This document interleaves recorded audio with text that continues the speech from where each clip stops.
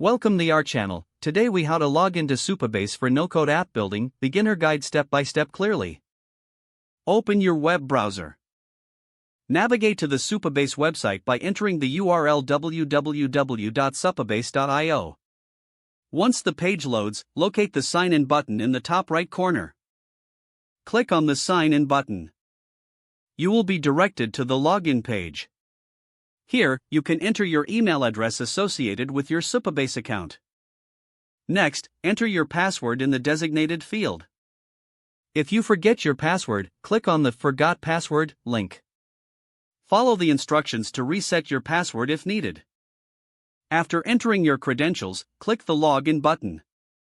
If your details are correct, you will be taken to your Supabase dashboard. Once on the dashboard, you can start creating your no-code application. Explore the various features available for building your app. If you encounter any issues, look for troubleshooting tips or help documentation on the website. That concludes the login process for accessing Supabase. If the page does not load, refresh the browser or try again in a private or incognito window.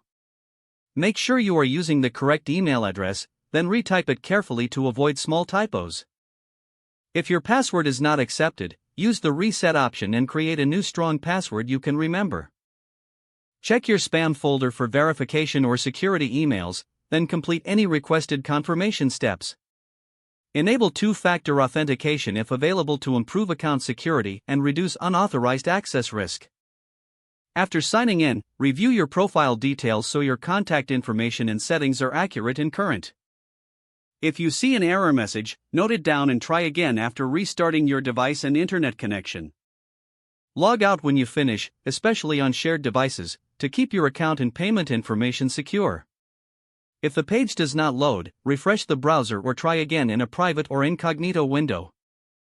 Make sure you are using the correct email address, then retype it carefully to avoid small typos. If your password is not accepted, use the reset option and create a new strong password you can remember. Check your spam folder for verification or security emails, then complete any requested confirmation steps. Enable two-factor authentication if available to improve account security and reduce unauthorized access risk. Don't forget to like this video and subscribe to our channel for more step-by-step tech guides.